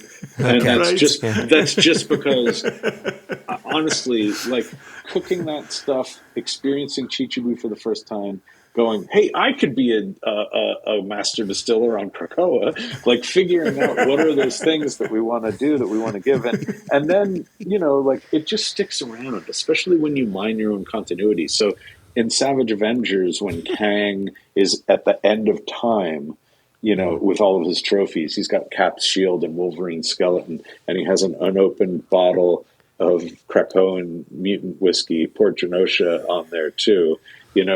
It's fun to be able to just make additive toys, and again, like it's ways for me to express the things that I love, but that also I think will yield some really interesting story possibilities for those characters. So that's always the goal, is to have fun, because if I'm having fun, my artist has a chance to have fun. If we're both having fun, then the reader has a chance to have fun. Yeah. 100%. Yeah, brilliant. Yep, agreed. A long way to go to answer, it's Chichibu Hanyu.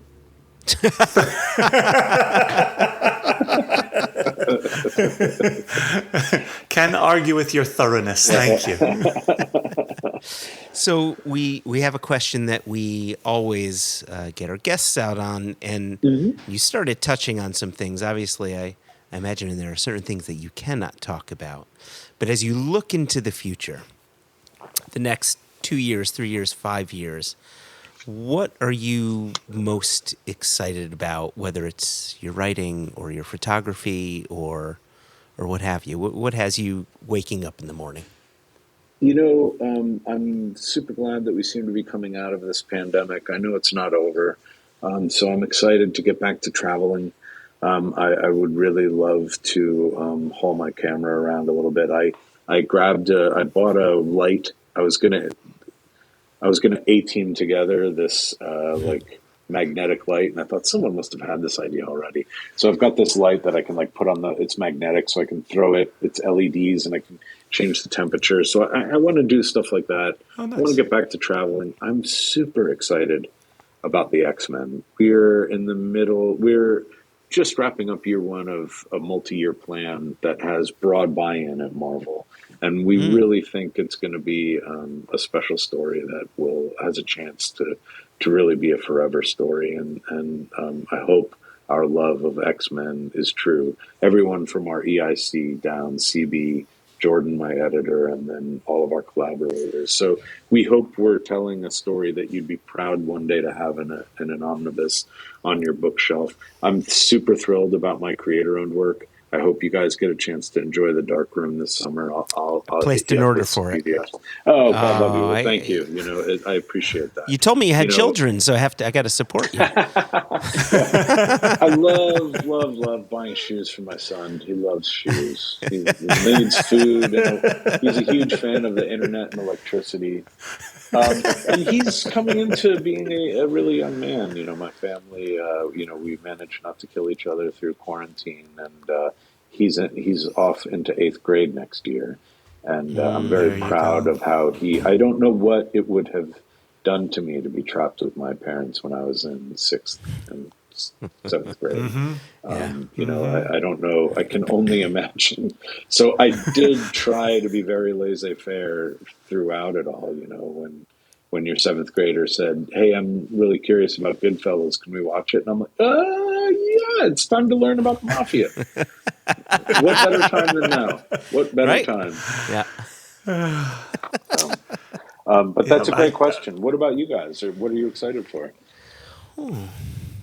Jason. It's always the same thing. Is that traveling? I'm going to be home in Scotland in May, actually. This episode might come out after Joshua and I have been to Scotland. Oh, wonderful. But I'll be home for the first time since January of 2020. So that'll be nice. That's great. Especially having gone through years where I was getting there 4 or 5 times a year. Yeah. Now, not being there for over 2 years is wild. It's hard. I'm excited for that. I will not see my mom on this trip, but maybe if travel continues, I will see her in a future trip. Good. Yeah, I'm the same. 2021 was my first year since 2011 of not going to Scotland at least once. Wow. And so not going back to Scotland, I'm not Scottish. I'm just a Connecticut Jew, but, Scotland You're really Scottish feels by like choice. I'm Scottish by choice. And by proximity whenever I'm near By Jason. proximity. Scottish by love. So It's a lot of love, I tell you. Gonna take a lot of love. Anyway, so I'm excited about that. I'm also excited, and you get to see this, but we're not going to show anybody else. We have a new product coming out. Wow. Don't say anything.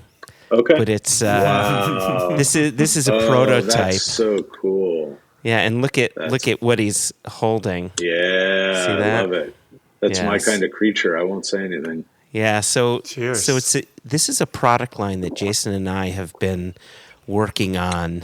Jason, Jess, and now Elijah and I have been working on for 5 years now, Jason. Oh wow. Okay. Cool. Yep. Yeah, long bloody time. It's and for the record, so you can sleep on this one this evening. Your Goodfellas experience was my Deadpool experience. Very good. Okay. And so my 6th grader got to see Deadpool. Very good. I'm proud of you. When I remember one of my last signings pre-COVID, a young gentleman came up to me and asked me to write a permission slip to give to his parents to see Deadpool, and I said, "This is a first, and I'm happy to do it. Give me about 10 minutes." And I got out my Sharpie in the back of a comic book board and said, "Dear sir or madam, you're very well. Your seemingly young adult son. It's time to learn about the." Yeah, it's very funny. I mean, the other funny thing is, I had said to my son, "Don't you just wait for me for Deadpool." Mm-hmm. And when I remember one day, I just click on my Apple TV, and Apple's like, "Oh, hey, do you want to continue watching Deadpool?" And I'm like, "No, but good on you, kid. Who wasn't reaching for stuff before you were supposed to? It's the rite of passage." See, our version of that is to our kids is have whatever you want, anything we've got, if it's open, Yeah. I know you want to experiment, just don't dilute it. Yeah, don't dilute it. So, no and don't do it in 6th grade. Yeah, no surprises. That's so funny. It's hilarious. Well, thanks a million, Jerry. Oh my It's gosh, been a continuation of what we started on the patio. Yeah. So much fun that night. So much fun this afternoon. Thank you for having me on. And I hope I can come back after we have some more life experiences. Maybe we'll book one in the evening, and I won't feel bad about raising a glass with you guys. Oh, it's still the afternoon. I got to get into another meeting shortly. And I don't want to pass on it. So lovely. There's an open door, Jerry. Yeah, please. Anytime. Perfect. Cheers. Best of luck, mate. Thank you. Take care.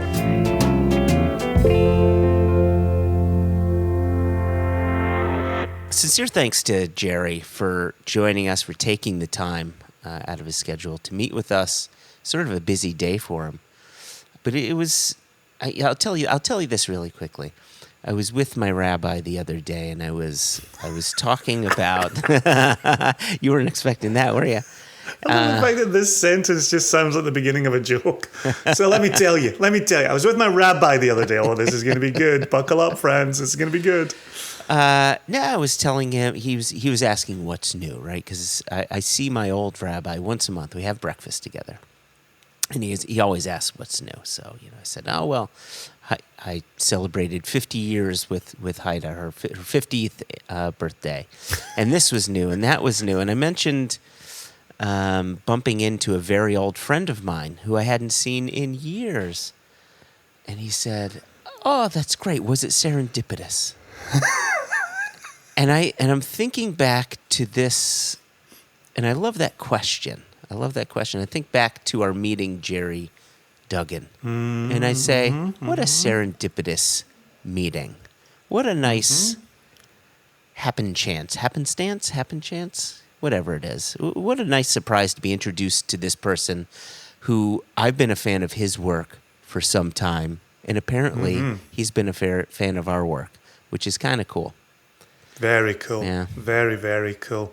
And the fact that he had no airs and graces. The fact he just walked into a little whiskey gathering to drink some whiskey. He wasn't in charge of his own press. We found out more about him from the others at the table than we found out from him that first night. And then we got into a conversation, around his work and all of that. So I figured he would be a good guy. I mean, if he springs from the bushes to join a party, he's going to be a good guy, right? He said he was leaving to go get an Uber, but I only saw him make it back as far as the bushes. So. Oh, that's interesting. You think he just lives in the bushes? I don't want to say it out loud, Joshua. I'm going to leave people to put two and two together.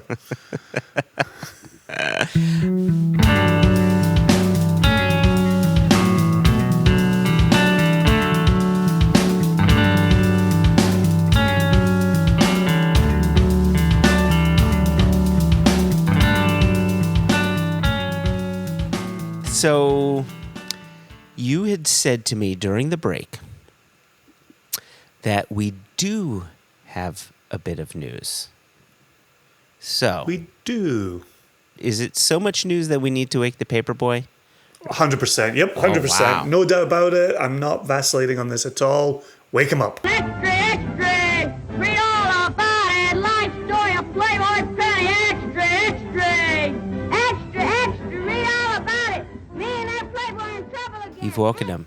Now you have to satisfy him. It's like paying the ship guy on the river Styx. You got to pay him his due. Okay, get this in your lug holes, Paperboy. Next week, immediately after July 4th, we will be launching lottery for 2 Wild Turkey casks. You can help yourself. 90s LA DJ, 2 Wild Turkey casks. So ridiculous. So the 2 Wild Turkey casks are coming. That is exciting. They will be sold via lottery as we've done in the past. We have a 9-year-old and we have a 12-year-old. And for the first time, one of them, you can guess which one, will have a price tag different from the 101, which is our usual homage to our friends at Wild Turkey, our friends the Russells. Correct. And if I'm reading the room, it's the 9-year-old that's going to have the different price? Only you would try and confuse people on this. Only you. Only you, 1990s LA DJ, would try and confuse people on this. The 9-year-old will most definitely be $101. Yep. And we're just finalizing various costs for a final price on the 12-year-old. So that's exciting. Get signed up for the lottery. The bottles will start shipping the week of July 11. So that's very good news in a podcast full of good news. At the same time, as the wild turkeys begin shipping, we will be releasing a rather exciting collaboration with Black Button, who are in New York State. Yes. Oh my gosh. This one I'm insanely excited for because it's not a single cask. It's a marriage of 4 casks of whiskey, 4 23-gallon casks. And I know some people are going to say, ooh, 23-gallon, that's a small barrel. Maybe that's not good whiskey. Have we bottled bad whiskey before? I don't think exactly. We have, right? And exactly. Yeah. Well, and just like we did, and again we mentioned it because it was such an important project this year. But we took 2 30-gallon casks from Catoctin Creek, combined them into the ex-Kilchoman XPX Hogshead, and so we don't often play around with casks smaller than standard 52, 53 gallon. But the times that we do, we believe we're doing it with good spirit, good liquid, good juice. And I think this is one of those instances. Yeah. Oh, I found this marriage of the 4 casks to be remarkable. Just good bourbon. And another exciting little bit of news about Black Button is come July 13th, we'll release our episode with Jason Barrett, who's head distiller. Am I right on that? I don't make declarative statements. And this is why sometimes, Jason, I make declarative statements because I was correct. He's the founder and the master distiller at Black Button Distilling. So, #I win. And as we explore in the interview, he has an interesting connection to Catoctin Creek. That's right. Look at that. What did I say last episode? It's all so incestuous. Right? There's no evidence that anything incestuous happened between Jason and Scott and Becky. Definitely. I just want our legal team to know that Jason went on the record with a declarative statement that there is no evidence of what Joshua just saying is claiming. There's a connection to it. I don't know why you're taking the word that way. I'm owning that word. I'm giving it its own meaning. Said like a middle-aged white man. #take back incest. That's terrible. I don't know if I'm going to keep that. I may or may not keep that one. Anyway, so that's our bit of Black Button news. We have our bottling coming out the same time with the Wild Turkey.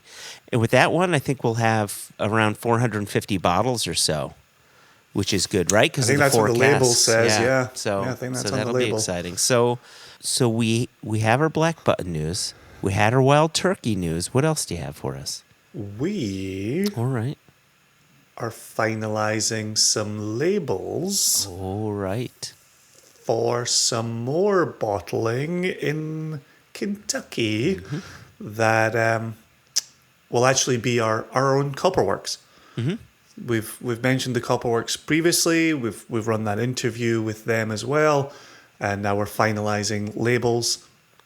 American single malt, as we've talked about previously, is hugely important to us. And the success, gosh, talk about the backing of the nation.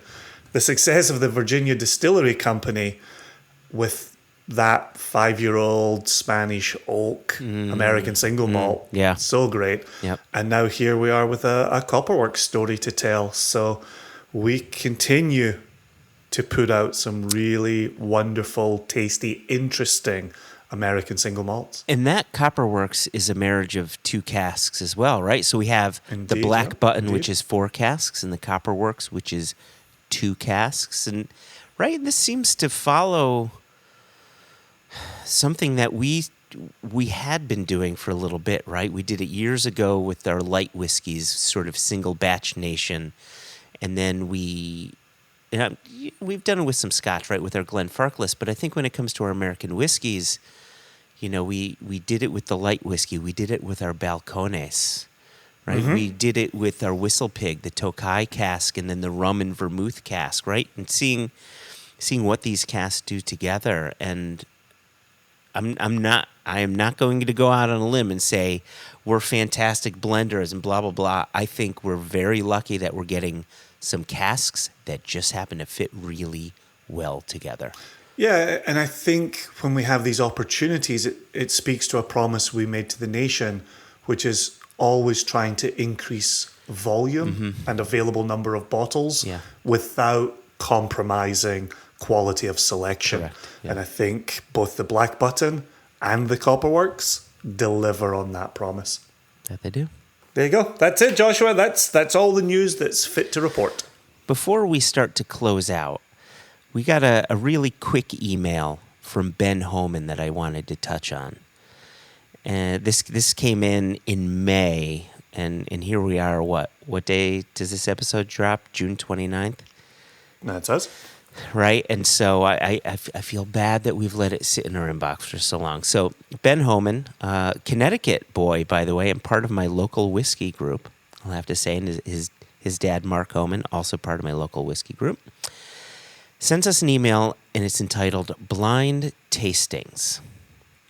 And he says, hello to you all. Listening to the past couple of podcasts and doing it at my dad's house with him, a thought comes to mind. And I think he's referring to the Blind Barrels tasting that we did, right? Do you think that if someone randomly poured from your own collection, would you be able to guess what has been poured? Do you think... Did he write this email before we embarrassed ourselves? No, he waited until we embarrassed ourselves, I think. He says, do you think you could narrow down the exact bottle, or would it be just distillery and maybe some more details, but not the exact bottling? And I'm curious if Elijah and Jess would be able to guess theirs as well. So we'll have to ask Elijah and Jess at a later date. But that brings up a really good question, right? Because think about what happens, and you talked about this before in our last podcast, where you explained what it was like seeing someone you hadn't seen for a while. What do you do when they come over? You pour them a dram. But you know what dram to pour them because you're like, oh, that bottling, I know it, right? And I know that he or she will like it. But if the tables were turned and they went to your collection and poured for you, what do you think? And then said, what is it? I think Ben is incredibly generous in his email to say, would you get distillery without necessarily naming the release? I think if you go back to Seabass, Christopher Sebastian, sending in our blind barrels and hiding our single cask nation Ben Nevis in there. Yeah. And you and I successfully talked about the funkiness of it, and we started naming funky distilleries that we've bottled from, and buy separately to that. We just simply missed Ben Nevis being a funky distillery as we were sipping on our own Ben Nevis. And the thing I said at the time, and I'm happy to reiterate here and for Ben, I am very pleased the number of times we said, boy, when I find out what this is, I'm buying a bottle if I don't already have it. Or, damn, that just drinks in a way that I really love. Yeah, and so to that point, the fact that we'd already sampled it and we'd already selected it and we'd already proudly sold it, all of those aspects rang true in the blind tasting, even if we didn't successfully identify it. So I'm gonna stand here today and say I don't think I would name from our own. Michael Nolan did it to us in Chicago, right? Oh, this is a single cask nation release. Yeah. What is it? And we didn't even get close to what it is. If you go back and listen to the Drammers live recording, at the end of that, Michael Nolan pulls a fast one on us. Yeah, that's a good point. Detecting even a distillery is going to be nigh on impossible. However, and I always like to think positively, and I like to give us credit where credit is due, and credit is not always due, but I think it is here. I think we did a pretty good job talking about the tasting notes, like you had said, the funkiness.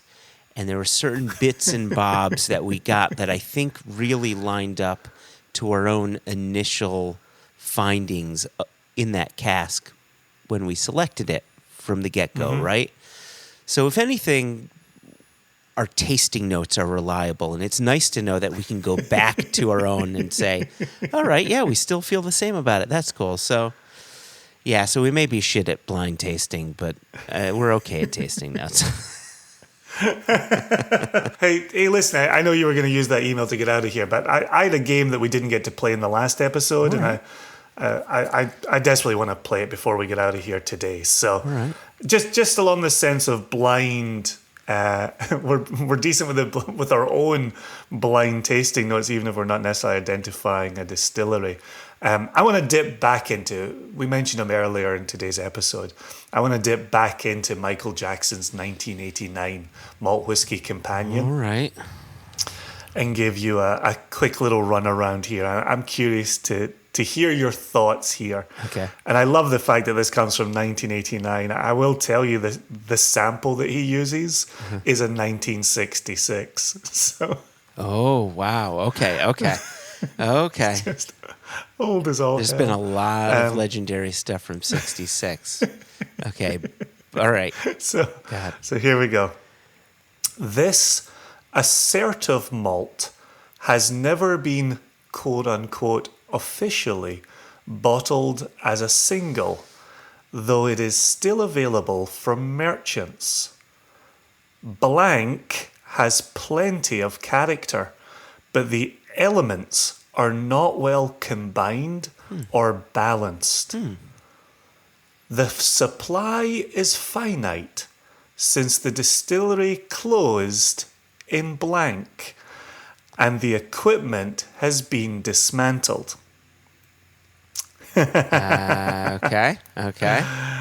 There's then a sentence that Michael always has that gives away everything, and so I'm going to hold that sentence. There was first a distillery on the site in the 1830s, but this was converted into a brewery, and the present buildings date from 1875. The distillery was last operated by the Whitbread Brewing Company, at that time under its Long John subsidiary. Now, in 1989, the distillery buildings still stand, but have been sold to companies outside the drinks industry. Wow. Okay. There are a few details I'll go back and throw in there. So, but I want to give you the tasting note first. So this is 1966. This is a Gordon and MacPhail cask sample at 54.8%. The color is bright gold. The nose, ripe fruitiness. Fino sherry, ? Some phenolic smokiness. And I will help you out here. This is Michael Jackson 1989 phenolic smokiness. So take that as you may. The body, soft, medium, malty, smooth, with some syrupiness, which is not a word I say out loud a lot. Syrupiness. Ooh, okay. Palate, powerful, with honeyish sweetness at first, becoming gingery with some slightly sulphury sherry notes. Becomes considerably sweeter when water is added.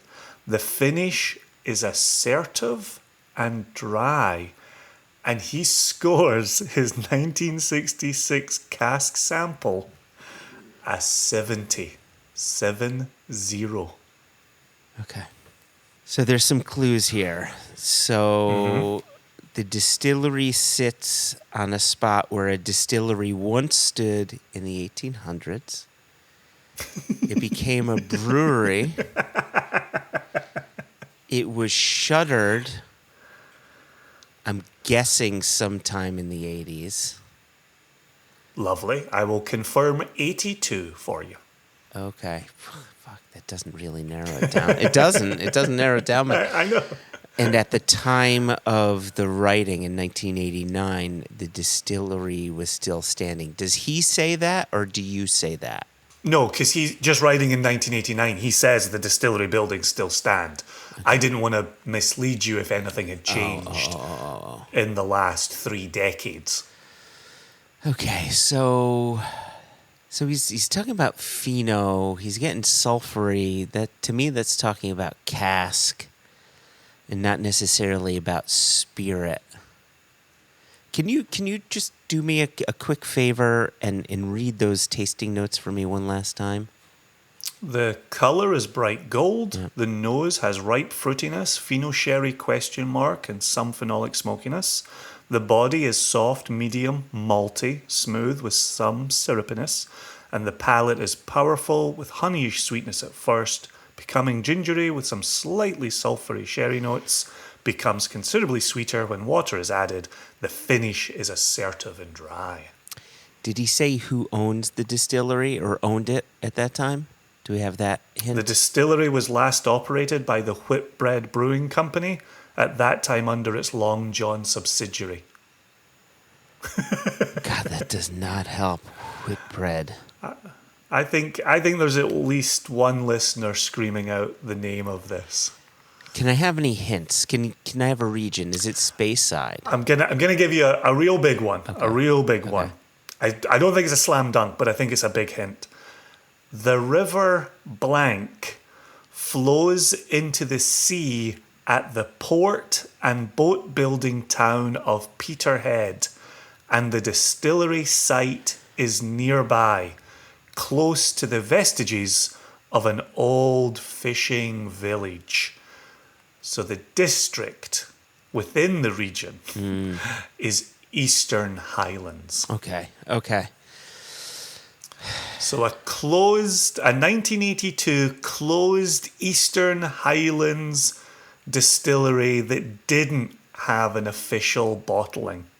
That does narrow it down a little bit. But at the time, was this part of the Highlands... Oh, wait. Eastern... Yeah, that's not going to work. God damn it. Is it... Man. All right. Okay, let me ask you this. Because I've got 2 ideas, but I'm nervous about my geography. And I'm nervous as well about the use of regional terms based on the year, and my own understanding whether or not these distilleries were Highland or Speyside, right? So with Eastern Highlands, you're not going to get any. You're not going to get any Speyside confusion. You're not going to get any.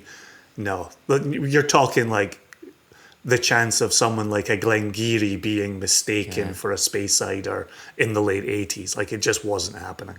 Is it a Glen? It is. It is a Glen. Okay, because my initial gut went with Glens before I heard the regionality. Okay. Shuddered. Okay. I'm going to take a somewhat shot in the dark. Mm-hmm. And I'm going off of that forceful palate. From gentle nose to forceful palate. Mm-hmm. And I've only had 2 bottlings from them before. Mm-hmm.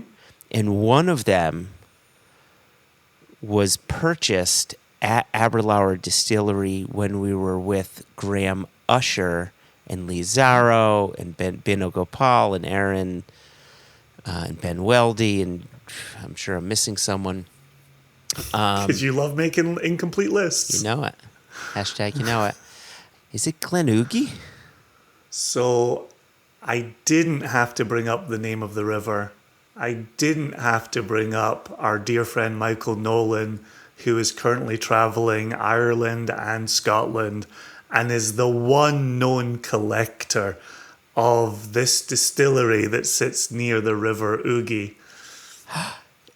It is Glenoogie.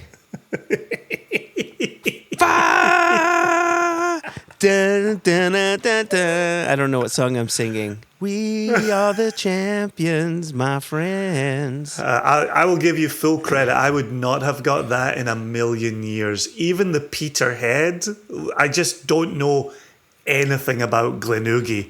I just thought it would be fun since Nolan presented us with the blind SCN at the end of Drammers, that we would use his favourite distillery for the blind tasting and Michael Jackson experience in today's episode. Well, the other part of it was I had somewhere in the back of my head that brewery bit was somewhere in the back of my head, and I couldn't remember if it was Glenoogie or is it Glenwivis?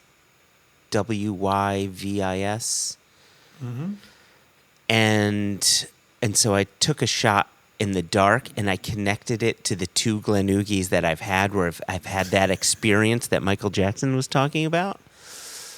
And it felt 50-50 in my head. So there we go. Well, there you go. You can walk taller today knowing that you identified the Glenoogie from the 1989 Michael Jackson Malt Whiskey Companion. I never even knew that there was a River Oogie. I don't remember that part of it.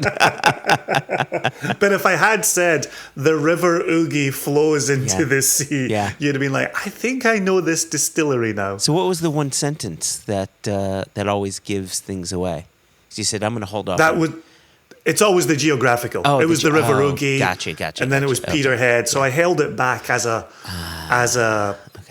clue for you, but still keeping out the River Oogie.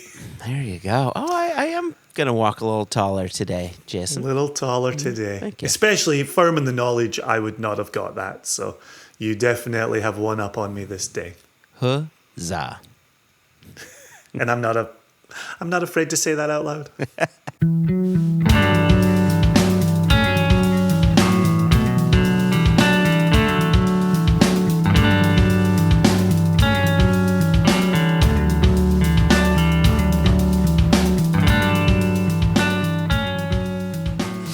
So, thanks to Gerry Duggan. Indeed. Thank you to you, Jason, for that game. It's so nice to be able to play that game, just you and me. And huge thanks to Ben Homan as well for sending in the email. If anybody else wants to send in an email, if you've got some questions, you can reach out to us, questions@onenationunderwhiskey.com. You can email us, info@singlecastnation.com. You can always Instagram us or Twitter us if you want. No one seems to do that, so just go with the email. That's fine. And then the last thing I'll say is please go to Apple Podcasts. Please give us a review, a nice one, if you wouldn't mind. 5 stars, we'd love it. Drop a little comment in there, and we'd love to read it on the Padcast podcast. And that's it, Jason. You got anything else? Or are we done? We donezo. Yeah, it's been such a good news episode that you and I have been craving. Good news for Extra Extra, good news for One Nation Under Whiskey, good news for the industry. And I feel like today we've really celebrated that. I don't know if we had the opportunity in the last episode to celebrate the fact that our Backwoods Rye, which we've been speaking about for all eternity, has been both released and sold out. And that we did mention has been that. a magnificent experience. We did mention that. We did mention that in the last episode? Yeah, we did. Yeah, because we talked about it being a 48-hour sellout. Oh, yes. Yes, we did. Yes, we did. Well, hell, I'm going to keep celebrating that news because Lee and Bree, again, put their trust and their faith in us and the nation. And we and the nation came through great guns. So, boom. Very exciting to get out of here remembering even more wonderfully good news. Oh, beauty. Well, I'm gonna toast to that, Jason. I've got my glass in hand. Cheers to the listeners. Cheers to everybody celebrating July 4th when it comes. Here's to freedom. And here's to everlasting peace. Peace.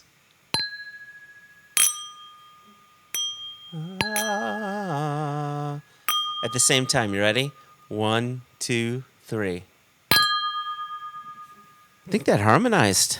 We'll have to check with Tim Gullick's RØDE to see if I'm right there. All right. I'm only here for perfect pitch.